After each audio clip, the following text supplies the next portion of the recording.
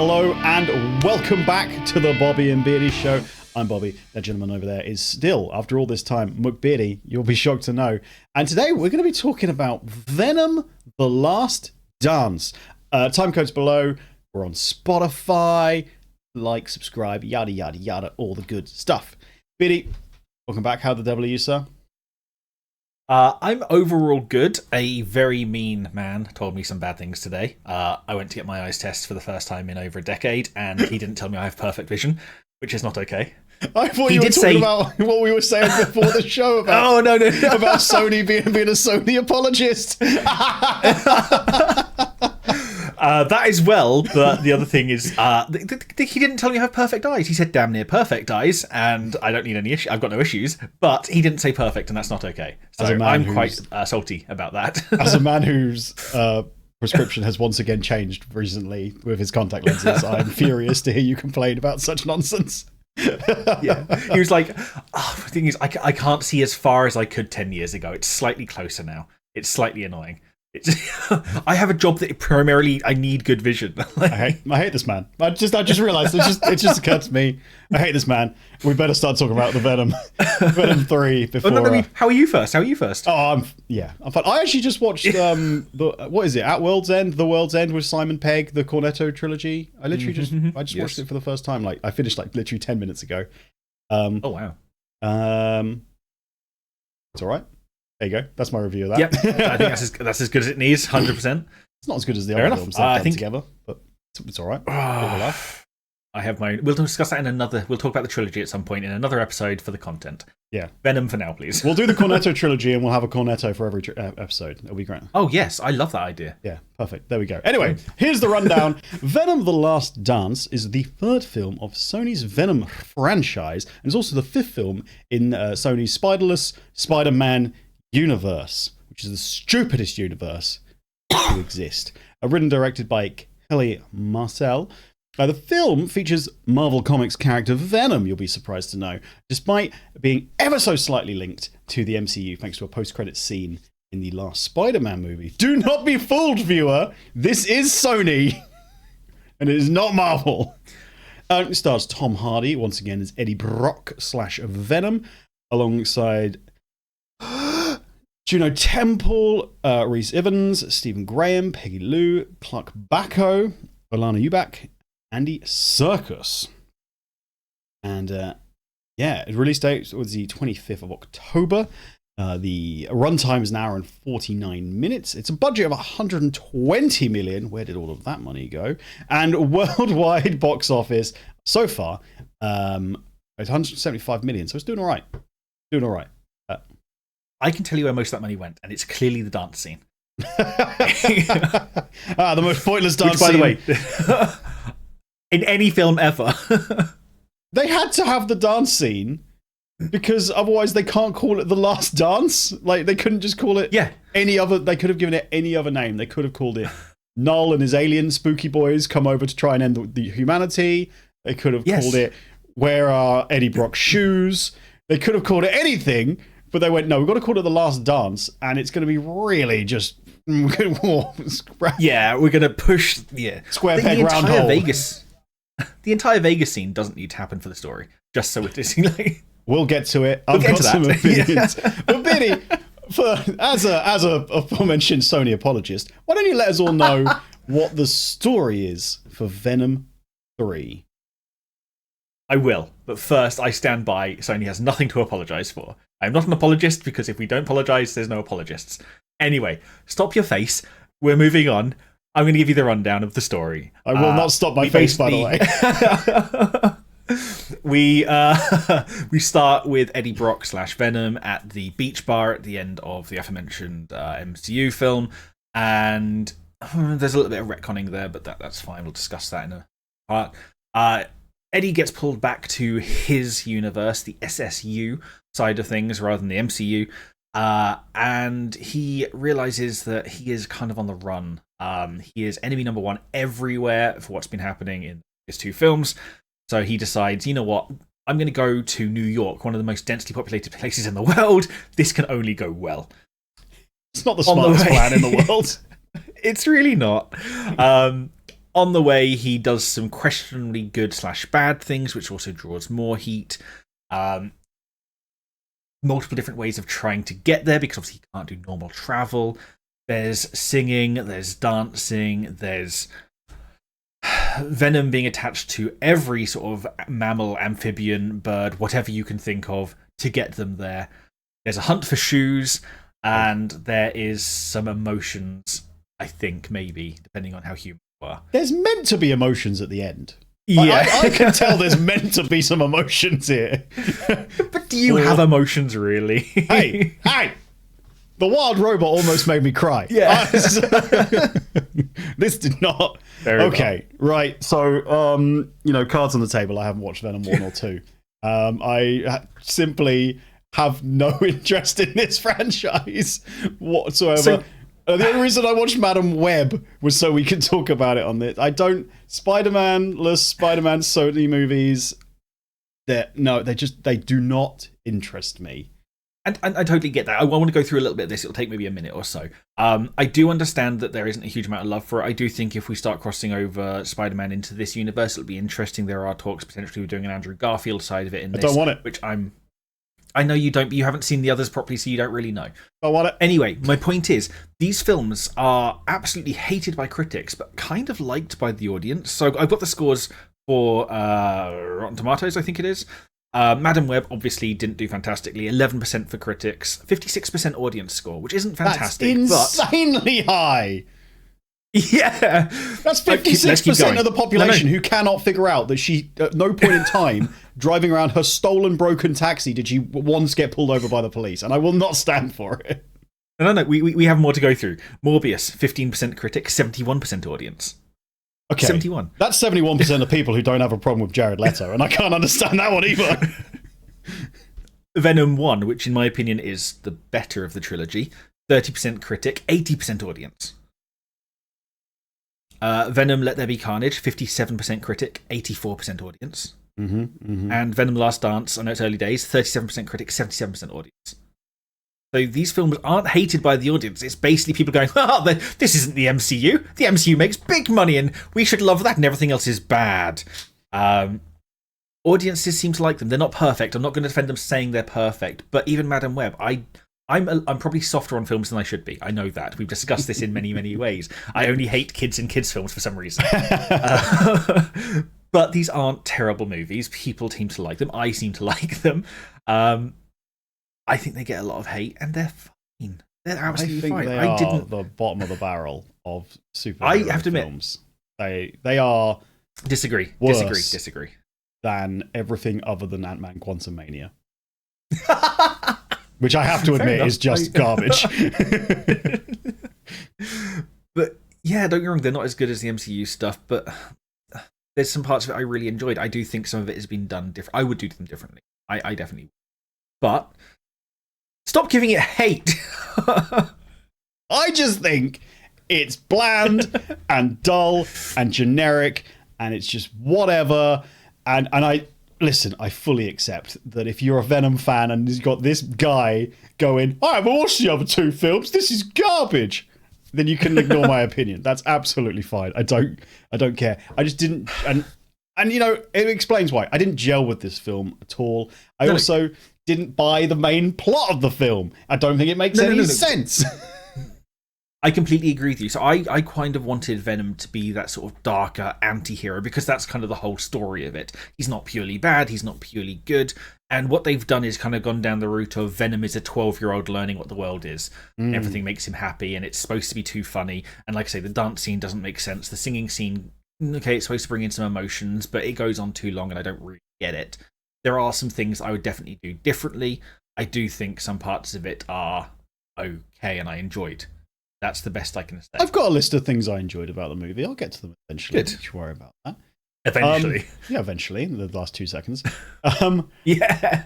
This film is essentially a road trip movie with an alien and a man without shoes most of the time, who occasionally claim to be best friends, but all I see is a very abusive relationship. Previously, in a different film I haven't watched, Venom saved Eddie's life, which in this film, the gist of it is that has formed a codex obviously. Of course. Which, in Go Away's pop-up, I'm trying to read my notes, which in turn becomes the key to release Null, who's this guy on a different planet who's evil, or he's the king of the symbiotes. Well, I don't care. Because that makes sense. Why? What is that? Who designed this thing? Why would that be a thing? Okay, so no. So it does get explained. So Null is a god, a pre-universal god of the void. He created the symbiotes. The symbiotes revolted against him in standard god law, and they have locked him up. And it makes sense that something that they can create would release him. It's not a perfect storyline. I don't like the idea that, like, I don't like the naming. Why is it called a codex? Like, is codex just the closest translation we have? Why are they called xenophages? That doesn't sit right with me. It's a very human, very English terminology. Why don't they have some sort of mumbling and grumbling name for it? Like, it bothers me. But names bother me in standard. Go back to your rant, please. I just think the general plot is. I just think that's just like it's such a MacGuffin, like, whatever. Like, oh yeah, you guys have got a thing, and that is the key, and whatever. It's just I think if you designed a security system and that was the way to break into it, you'd get fired. Quite frankly, I'm just not happy about it. Well, I don't think they designed like the idea like, oh, if we merge with a host and the host gets killed and we bring it back alive and we accidentally create a codex. I don't think people plan for that. That's just one of those things that happens. And this is the first time it's ever happened across the galaxy. I think it's the first time. I think it's the first time it's ever happened since Null has sent the xenophages looking for it, because that's kind of brought up very, very early. I'm going to take. You've been pointing out some areas in the film, and I do think that I've just thought of one of the reasons why it doesn't do perfectly. It's got this sort of good guy, bad guy feel to it that other films do, and in a year when Deadpool and Wolverine came out, you're going to struggle in a superhero universe where that is what you're going up against in that exact market. In my opinion, that it doesn't feel done well, and like I say, Venom is a 12-year-old who just wants to be happy and wants chocolate. Yeah. No. I just feel like I've seen this film a million times, done better, to be honest. As a result of the codex, they can't go full Venom, because otherwise the alien that gets sent to hunt them will be able to hunt them down. Does anyway, later on. Talk about that. Because it's stupid. But again, you know, he is a 12-year-old, essentially, like you say, so 12-year-olds make bad decisions. So I guess you can... Yeah. There's a scene where Eddie Brock enters the casino, and it's in slow motion. He's just walking in, like, adjusting his suit, and it takes ages. Which is perfectly tailored to him, by the way. Yeah. Like, he stole this suit off someone else, but it's perfectly tailored to him. And that guy was not the same size as him, like, when he... No. And they do this, like, fourth wall break, where he's like, oh, you could be voted world's sexiest man. It's like, I was. Yeah, I did. It's been done better. I didn't like it. Why are we doing fourth wall breaks in films that don't have that? I will, however, say really quickly, this is one of the things I did enjoy. Okay, it's in the trailer, unfortunately, but Venom does knock out a guy so that Eddie can steal his suit, and the little run that Eddie does across to his unconscious body while going, "Why do you keep knocking people out?" is very funny. Yeah. So that's one of the things I very much did like about the film. The trilogy does do a decent job of being a comedy. I'm not going to lie. Like it's good, but I've seen done better, as we've said. And this is the perfect film to be that darker, grittier. It's Venom. It's supposed to be, deep. I feel bad, and it's just comedy. And I think it could have been done. Again, having not seen the other ones, this one feels like they ramped up the kidsness of it. Like. From the trailers, because there's different Venoms. Well, they're not Venoms, but you know what I mean. There's lots of different Venoms, symbiotes, popping up, and they've all got their different things that they can sell in the toy range. And I will admit, I think most of them look pretty awful. I don't like their designs, and I don't really like the CGI on them too much either. I actually don't like. I don't like the look of Venom. It's one of the reasons why I didn't watch the original Venom. I was like, this looks terrible. I definitely want to come back to the different Venoms, but I don't want to go through spoiler stuff just yet. I do think some of them are animated badly. I do think some of them are decent. The bad ones are very bad. And yeah, we'll get into spoilers because I can't say too much right now. Yeah. Another thing I did like, but again, unfortunately, it is in the trailers, is the horse Venom scene. How fast can you ride that horse without killing it? I think that's a good little scene. The thing is, there's more to it than that as well. Like, they do this whole thing around symbiotes. If they're with a host that doesn't accept them, then it kills the host. Why is he so easy to get with the horse? Horses are really commonly known to be fine with snake venom and venom in general. So it's a whole meta thing as well, which when I did the research, I was like, oh, that's interesting. Okay, move on. Is that you have to know? Do you have that excuse for every animal venom becomes later on? No, not at all. Was that fish also not allergic? Yeah, the frog. No, I just thought it was interesting. I specifically think Venom looks bad as a floating head talking to Eddie. I don't like it. I admit, I'm not. Yeah. So, without going into spoilers, there's a secret laboratory they go to, run by an army guy and a doctor. Dr. Payne. My God, the worst name for a doctor. Yeah, Dr. Yeah, Payne. I thought that was like a clear I'm going to be a bad guy name, Dr. Payne. But so Dr. Payne you have a very brief. This is not. It's a little spoiler, but it's not really that spoilery. It has a flashback to her as a kid with her brother. And I don't think they could have tried less to get an actress and a young actress, older actress to look even remotely similar. Not even the same hair color. But to be honest with you, Dr. Payne's probably one of the things I don't like about this movie the most, because without sounding really harsh, I just get big whopper porno parody vibes for that entire thing. No, I kind of get this. So they've taken a couple of actors and actresses from Ted Lasso. Great series, by the way. This is probably the harshest thing I'm ever going to say in our entire podcast, by the way. I think Juno Temple is terrible as an actress in general. I don't think she's good in Ted Lasso. I don't think she's good in this. None of it is believable. I don't buy her as a scientist in these. That's why I'm saying you get big old porno parody vibes, and that probably might be the harshest thing I'm ever going to say on this podcast as well, because that's not a nice thing to say. But it's bad. It's really bad. It doesn't work. Just in case she watches this, sorry, but I hope I'm wrong. I hope there's other stuff you've made. I just no, it's not for me.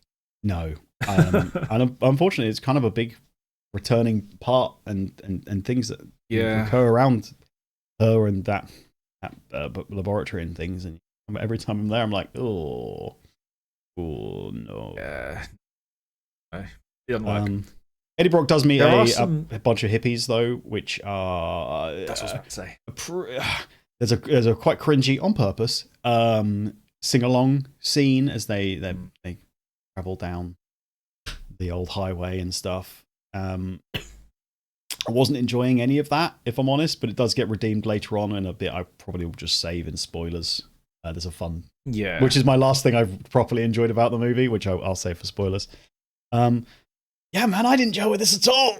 Didn't like it. I think the hippies. So the idea is the father, properly into aliens, wants to go to Area 51 before it's fully decommissioned and understand what's happening. And I think the family dynamic is very funny. The kids are named Leaf and Echo. Echo really doesn't feel part of the family, and I liked that. It is this weird, like, the aliens definitely don't exist, but I'm kind of an alien. The little jokes through it are quite funny. The emotional parts don't land as well as they could, but they try. The part with Leaf, the boy, the youngest kid, explain that because Leaf isn't a name. They do trying to play on it, and it's someone to save. Fine. It does fine. It just, everything feels a bit like, but this film should have this, and this should have this. Yes. Not that it's necessary to the story. Yeah. Not necessarily done amazingly. Although it does play into the Eddie Brock shoe related subplot, which yes, it does. Because he does get some shoes. The best part of the film. Honestly, very much enjoyed. At one point he loses a pair of shoes and he's so sad about it. He's so really sad. I'm ready to move into spoilers if you are. I think we need to, because there's a lot I want to discuss in spoilers. Perfect. I'm going to give it as a man who hasn't seen the first two Venom movies, I'm going to have to give it a thumbs down. And I don't feel bad about it because you gave the most recent Bad Boys 4, which isn't called For Life, inexplicably. You gave it a thumbs down having not seen the third film, so I don't feel bad about...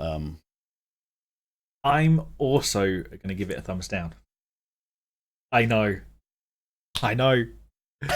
Thumbnail. Let me explain. It's a fine film. Like I don't think it's bad. It could be done better. I think it's the worst of the Venom trilogy, and I think they should have gone a different direction with Venom in general, which is why I'm giving it a thumbs down. Making it this sort of comedy, tongue-in-cheek buddy thing.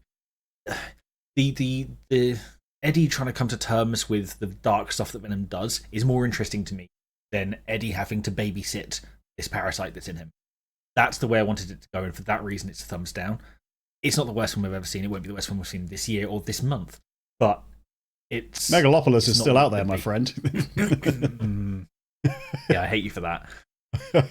But now you know Venom 3 isn't as bad because you saw Megalopolis. Nothing is as bad. Anyway, spoilers. Yes, go for it. So, at the very beginning of this film and at the end of No Way Home, there is a little bit of Venom that is left on the bar counter. I think that is kind of being left as a pull potentially into MCU or other storylines, even though it's kind of both in World 616 and 688.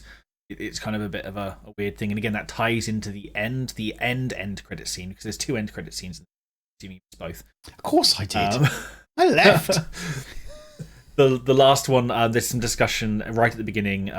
Juno Temple's character, Dr. Payne, talks about how cockroaches have been around for so many years and nothing can kill them. And at the end, when everything has gone wrong, there's a cockroach crawling out of the destroyed facility, and it kind of looks a little bit Venom shiny to me.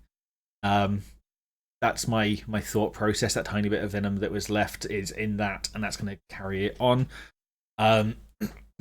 Yeah, I like the idea of it. I want more crossover stuff, because I want to see Spider-Man with Venom, because it is a big part of it. Whether it's the Tom Holland one, because there was talks of Tom Holland and Venom crossover at some point, but that seems to have kind of fallen apart. But the IP is still owned. There could be other Venoms. Let's do what DC Universe does and keep doing something until it works. And it just reboot. Works. Keep doing it. Just do a reboot. I did enjoy the fact they mentioned. They did talk about the fact that everyone is done with the multiverse, and I do like that Deadpool brought that up, and this has brought that up, because the multiverse thing is getting a bit dry, in my opinion. But yeah. Yeah, well, that's why I was shaking my head. That's why I was shaking my head about you saying, crossovers. I'm like, no, because it's all multiverse stuff, and I don't want it. I'm not interested. Keep in your own stuff. No, I think don't add anything more, but the stuff that's multiversed already, let it go. So the fact that all three Spider-Men exist, if you want to do stuff with that, because people do want the third Garfield movie, and I do as well. I do think that all the Spider-Men play their roles well, but Garfield didn't get the trilogy. I just want to make a cat joke. Why? Oh, Garfield. Okay. Okay. If that cockroach was Venom, though, surely the Codex still exists? Because Venom still exists? No, only one of them had to die. Oh, yeah. Because if a bit of Venom... Yeah. And then basically I'm saying the whole film... If that is indeed the case. Maybe I'm wrong. I could be wrong.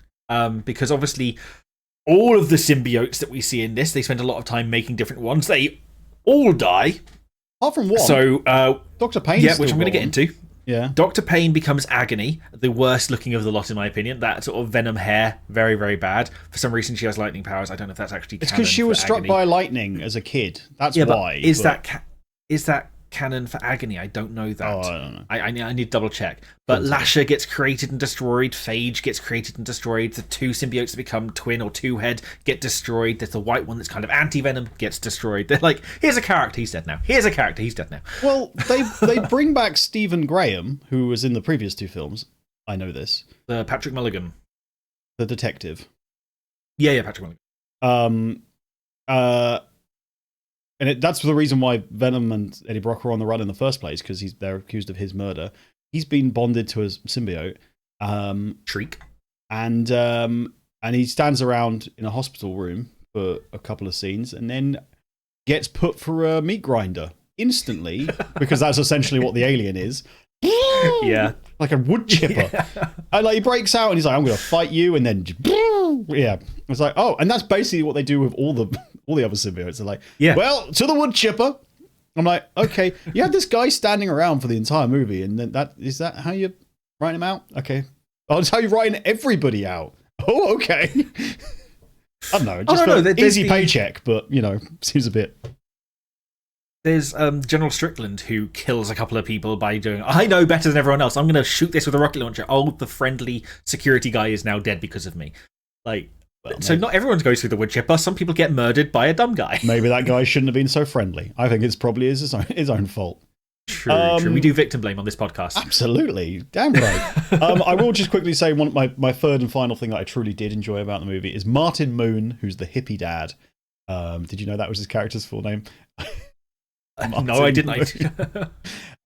So he goes. They end up in Area 51 where there's a big aliens symbiote battle, and he comes back after being saved. He does the big hero return and shoots the alien with a rocket launcher of some kind and blows him up. Alien's head falls off, etc. And then the alien's head blinks at him because it can rebuild itself and reform. Yeah. And he just runs away apologizing. And I thought that was quite funny. Yeah, I had an issue with that. Like, I've never picked up a rocket launcher and tried to shoot someone. I feel like it's probably not something you can just do easily. No, he was an IT specialist or something, so I'm pretty sure he's got. Also, he is American, but he also is a hippie though. So you're like, I do. Again, we discussed it. I do like the hippie stuff, like the point where Eddie needs food when they first meet. He gives him some completely plant-based stuff, and he just lobs it. And Martin Moon's character is just okay, just draw it. Like, it's bad, but it's funny. It's very just stupid. Just feels like a character we're doing in 2024, like these hippies, like driving around in their 1970s van and stuff. I'm like, all right.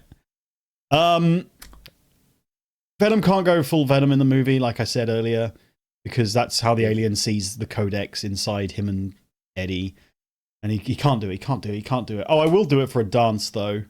How do you almost forget that again? A very long, extended dance scene with which is just Chen. Which is just bad.